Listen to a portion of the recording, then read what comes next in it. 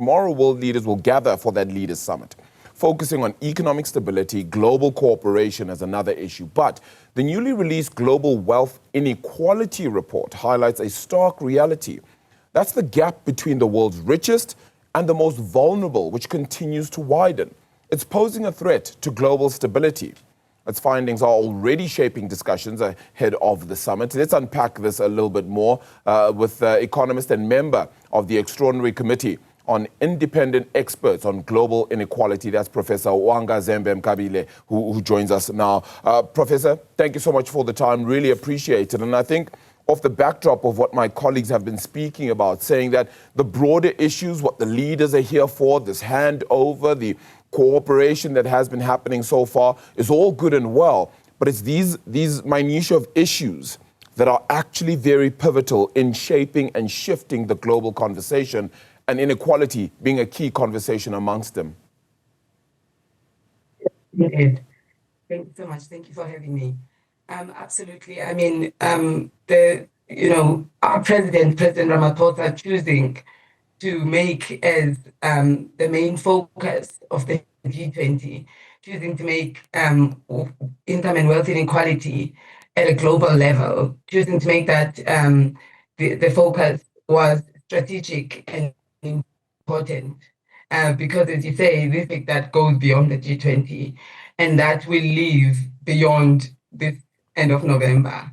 And so what we have hoped to communicate with this report is the urgency, because the levels of inequality that we report will show that, first of all, 83% of the world's countries, world's population, is experiencing inequality, high levels of inequality. And that it's not just high level, it's extreme levels, where that gap is unacceptably high.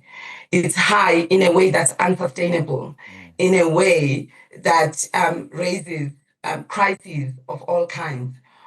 As we see that 1%, the top 1% in the last 25 years have captured 40% of new wealth, while the bottom half of the world, which, who will all be poor, have only captured 1% of that. So that's staggering. It's too high. And so it requires a kind of response that reflects the emergency situation that we're in. And the G20 has been an important platform for beginning that conversation. But what we are hoping for, and what President Ramaphosa has endorsed and backed, along with other world leaders. Yesterday, you may have seen the op-ed that he and the President of Brazil and the Prime Minister of Spain wrote an op-ed on our report, specifically calling for the establishment of this international panel on inequality, which would take the work of this report forward, but additionally would ensure that on a regular basis, decision makers around the world have reliable, dependable information on their hands about inequality trends, about progress, that they can, so inequality can be monitored, and that it can be reported on and assessed by an independent, set up. We've been very careful to make sure that the independence, stays, so that it's not a political project.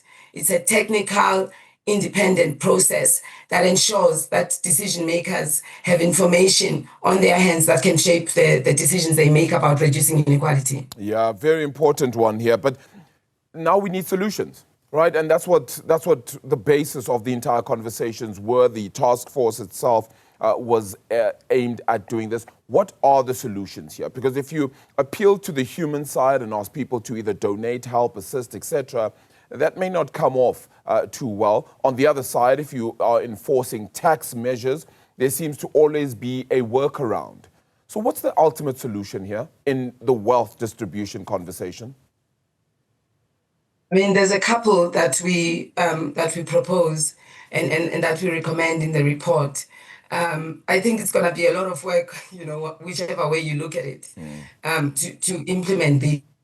Certainly, It's what we call a rewriting of the rules of the game at an international level, across and within countries, as regards tax laws, trade laws, intellectual property laws that have essentially fueled the levels of inequality that we are seeing now.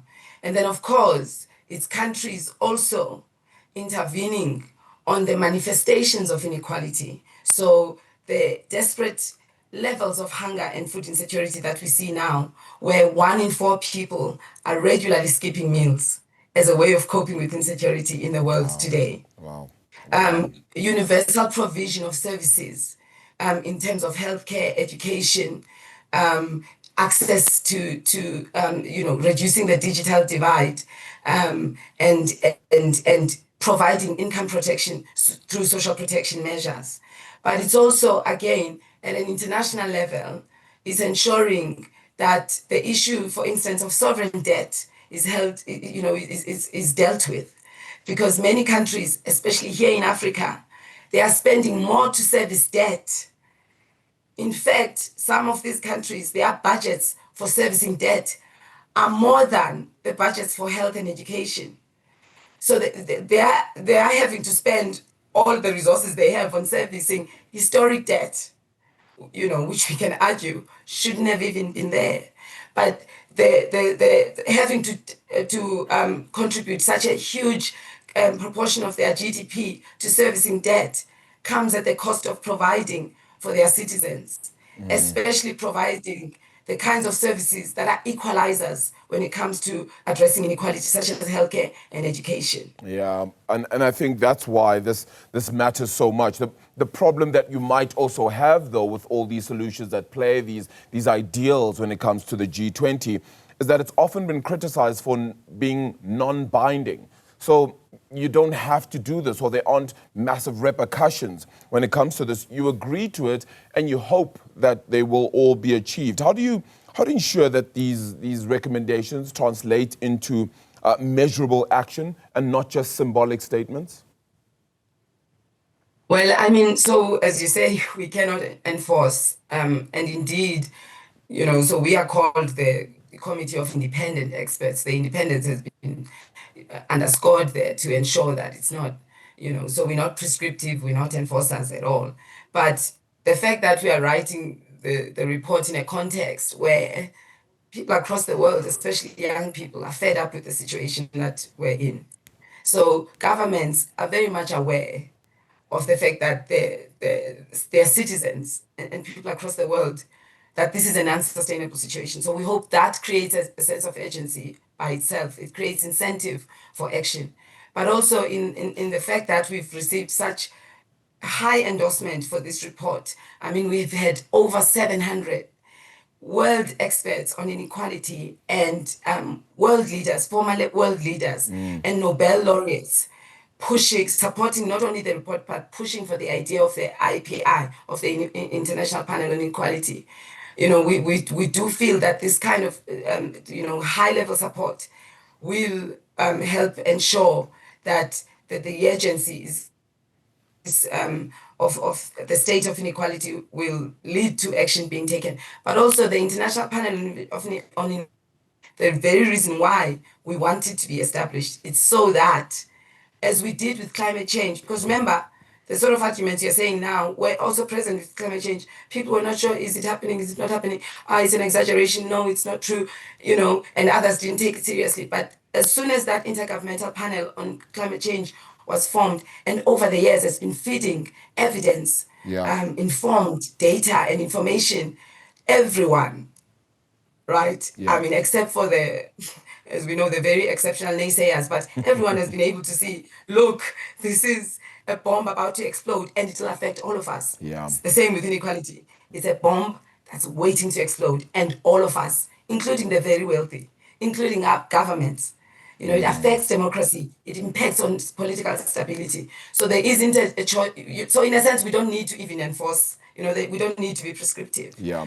Because it's something that simply needs to be addressed. Well, some might say, though, that, and this is the broader conversation, inequality is not just about wealth gaps, which is what everybody thinks about when they think inequality. And sometimes it's actually about power imbalances.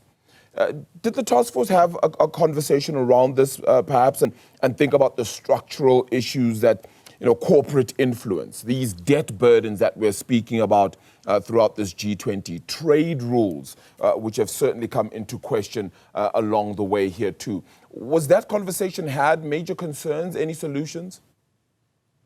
Absolutely. In fact, both the summary of the report and the full report starts off by saying that the levels of inequality we have not only impact on trust and therefore affect democracy and political stability in nations, but that fundamentally the widening of that gap and how it's been allowed, right, when you have billionaires who just in the last 10 years have their wealth has increased by trillions. It's unfathomable. I mean, just last year we know how many billionaires who were already billionaires, USD billionaires, who just gained from where their wealth doubled, tripled in some cases overnight. That has affected power in a very specific way. Because now, though, you no longer have a situation where the wealth in their corner. They are influencing decisions. They are influencing policy. We know some famous, countries in the world right now who are having that situations where billionaires in those countries are effectively dictating policy. And so, in fact, it's not just about wealth inequality. It's that if it's allowed to run amok, it will affect power. And what it will do is it will buy for the few whatever they want, right? It will buy them whatever they want from governments. And for the many, it will force them to continue to live undignified, inhumane lives that deny their humanity. So power is extremely important in this conversation, and we highlight that in the report. And some of the recommendations we proffer around taxation, around trade rules, are about moderating that and ensuring that countries serve all the people who live in them. Sure. So important a conversation. I'm really hoping that there's really sustainable evidence, sustainable action that comes to the fore because of this, because of how important it is, and a conversation that leads on to actual action.